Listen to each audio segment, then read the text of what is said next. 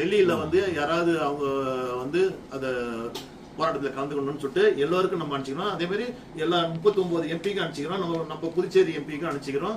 அதேமாதிரி எல்லா கட்சி தலைவர்களுக்கும் இன்னைக்கு தொழில் திருமாவளவன் அவர்களுக்கும் எல்லா கட்சி தேமுதிக போன்ற எல்லா கட்சிக்கும் நாங்கள் வந்து அழைப்பு கொடுத்துருக்கிறோம். இந்த வாயிலாக நல்லா தமிழக ஒட்டி இருக்கிறதுனால நமது உரிமைக்கு அவர்களும் குரல் கொடுக்க வேண்டும் என்று இதன் வாயிலாக கேட்டுக்கொண்டு இந்த போராட்டத்திற்கு புதுச்சேரி மக்கள் மட்டுமன்றி தமிழக மக்களும் ஆதரவளிக்க வேண்டும். அதே நேரத்தில் நமது பத்திரிகை மற்றும் ஊடக நண்பர்கள் இதற்கு உறுதுணையாக இருந்து இந்த போராட்டம் வெற்றி பெற செய்ய வழிவகை செய்ய வேண்டியது இதன் மூலம் கேட்டுக்கிறேன். நன்றி, வணக்கம்.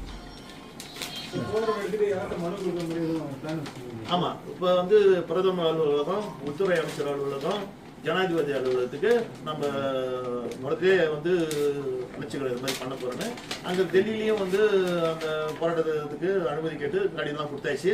போராட்டம் நடத்துறது ஒன்றும் இல்லை, மனு கொடுத்துட்டு நம்ம வரோம். அவங்க சந்திக்க வாய்ப்பு கொடுத்தா சந்திக்க போகிறோம், அப்படி இல்லைனாக்கா மனு கொடுத்துட்டு நம்ம வருவோம்.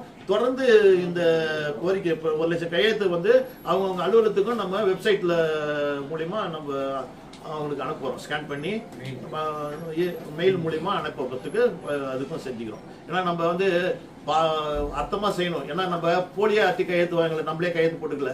எல்லாருடைய மாணவர், வழக்கறிஞர்கள், வியாபாரிகள், பொதுநல மக்கள் எல்லாருடைய கையெழுத்து அதில் இடம்பெறுது ஃபோன் நம்பரோட.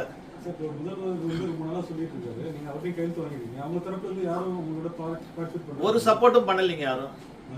அதாவது கையெழுத்து போட்டாங்க, இதுக்கு சம்மந்தமா ரெண்டாவது என்ன செய்யறாங்க, யார் செய்யறாங்க, இதுக்கெல்லாம் என்ன எப்படி செய்ய போறீங்கன்னு கூட இல்லை. அவங்கவுங்க ஆதரவு கொடுக்குறாங்க. அதில் வந்து எல்லாரும் ஆதரவு கொடுக்குறாங்கன்றது மட்டும் தெரியுது. அதில் ஒரு சிலர் வந்து விருப்பம் இல்லைன்ற மாதிரி இருக்கிறாங்க. ஆனால் அவங்களுக்கு கீழே இருக்கிற 2ஆம் கட்ட தலைவர்லாம் அதில் கையெழுத்திட்டு நம்மளுக்கு ஆதரவு அளிச்சுக்கிறாங்க. டெல்லியில் என்ன மாதிரியான போராட்டம்?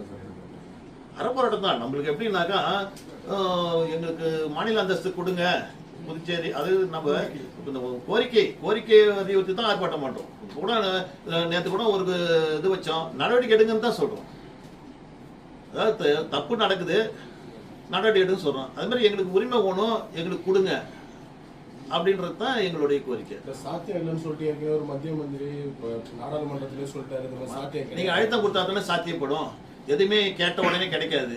இந்த சுதந்திரம் கூட நீங்க புதுச்சேரி, அதாவது இன்னைக்கு நம்ம 2வது சுதந்திரத்துக்கு தள்ளப்பட்டு இருக்கிறோம். புதுச்சேரி மாநில அந்தஸ்துக்கான கோரிக்கை வந்து 2வது சுதந்திரத்துக்கான போராட்டமா மக்கள் வந்து வலியுறுத்துறாங்கன்ற அளவுக்கு இன்னைக்கு மாறுது. இந்த அரசு அழுத்தம் கொடுக்கலன்றீங்க. எந்த அரசும் அழுத்தம் கொடுக்கல. இந்த அரசு மட்டும் இல்ல, சென்ற அரசும் சரி, அதுக்கு முன்னாடி இந்த அரசும் சரி, எந்த அரசும் அழுத்தம் கொடுக்கல. ஏற்கனவே 16 முறை தீர்மானம் போடப்பட்டிருக்கு சார். ஆமா, தீர்மானம் மட்டும் போட்டீங்கன்னா போதாதுங்க. அதான் நான் சொல்றேனே, அந்த தீர்மானத்தை போட்டு நீங்களே வச்சுக்கிறது இல்லை. அது மத்திய அரசுக்கு அனுப்புனாங்களான்றதுக்கு இன்னும் தெரியல. அப்ப அனுப்புறதா சொல்றாங்க, அனுப்புனாக்க பின்னாடி போய் அதை ஃபாலோ பண்ணி அதுக்கு தேவையான அழுத்தத்தை கொடுத்தா தானே நம்மளுக்கு அதுக்கு ஒரு பதில் கிடைக்கும். யாரும் இது வரைக்கும் செய்யல. டெல்லியில இது வரைக்கும் யாரும் சென்று மாநில அந்தஸ்து கொடுங்கன்னு சொல்லிட்டு கோரிக்கை வைக்கலன்றது தான் இதன் வாயிலா தெரியப்படுத்துறேன். இதை வந்து பொதுமக்களாகிய நாங்க செய்ய போறோன்றது தான் இப்போ இதுக்கு ஒரு சிறப்பு. கடந்த முறை இந்த முறை டெல்லி கூட்டு போவேன்னு சொல்லிட்டு முதல்வர் சொன்னாங்க அசம்பிளிக்கு. நீங்க எதுவும் கேட்டீங்களா? எதுவும் சொன்னாரு? நிறைய கேட்டுக்கிறோமே, சட்டமன்றத்திலையும் கேட்டுக்கிறோம், ஒவ்வொரு சட்டமன்றத்திலையும் சொல்லிக்கிறோம். கண்டிப்பா அதை செய்யலாம் அப்படின்னு சொல்லுவாங்க.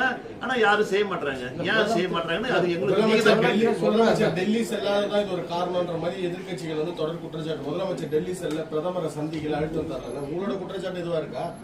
எல்லாருடைய குற்றச்சாட்டு தான். முதலமைச்சர் டெல்லி சென்று கேட்கணும், கேட்டா தான் கிடைக்கும். கேட்காதே எதுவும் கிடைக்காது. தட்டுங்கள் திறக்கப்படும், கேளுங்கள் கொடுக்கப்படும். அதை வந்து நம்ம கடைபிடிக்கணும்ன்றது தான். அதுதான் இப்ப நாங்க போய் தட்ட போறோம், கேட்கறோம். கேட்டா கொடுப்பாங்கன்னு ஒரு நம்பிக்கை இருக்குது. ஏன்னா மக்களா போய் கேட்கறோம். நீங்க அரசியல் அதாவது ஆட்சியாளர் யாரும் கேட்கட்டாலும் இன்னைக்கு மக்களாக நாங்க போய் கேட்கறோன்றோம். அதனால இந்த ஒரு வாய்ப்பை நம்ம ஏற்படுத்துறோம். மக்கள் பிரதிநிதி என்ற முறையில, தனிப்பட்ட முறையில நீங்களும் அந்த பொதுநல அமைப்புகளும் போராடிட்டு மற்ற ஆளுங்கட்சியோ அல்லது எதிர்கட்சியோ ஏன் உங்களுடைய போராட்டத்துக்கு வந்து ஆதரவு தெரிவிக்காம இருக்கிறாங்க? என்ன காரணமா இருக்கும்? அதை நீங்க அதாவது ஆதரவு கொடுக்குறாங்க. அவங்க வந்து சிலர் வந்துக்கு நம்ம செய்யலையே, அதை இவங்க செய்யறாங்களேன்னு ஒரு ஆதங்கம் கூட இருக்கலாம். அது வந்து நீங்க தான் அவங்களை கேட்டு தெரிஞ்சுக்கணும். நான் என்ன சொல்றேன், இருப்பா நான் என்ன சொல்றோம், நீங்க செய்யுங்க, நாங்க ஆதரவு கொடுக்குறோன்றோம். நீங்க செய்ய மாட்டீங்களா? இப்ப கூட எதிர்கட்சியா இருக்கிறவங்க இது ஆளுங்கட்சிக்கு சப்போர்ட்டா செய்யறாரு அப்படின்னு கூட சொல்றேன். நான் ஆளுங்கட்சி சப்போர்ட்டா இருக்கிறேன்னாக்கா நான் சபாநாயகர் மேல ஏன் நம்பிக்கையில்லா தீர்மானம் கொண்டாடுறேன், அதையா நீங்க ஆதரிக்கல? அப்ப இதெல்லாம் வந்து பேசுறதுக்கு ஒன்றா அலங்காரமா இருக்கும் அவங்க பேசுறதுலாம். எங்களை பொறுத்த வரைக்கும் பொதுநலமைப்பு யாருக்கும் கட்டுப்பட்டவங்க, அதாவது அடிமை கிடையாது.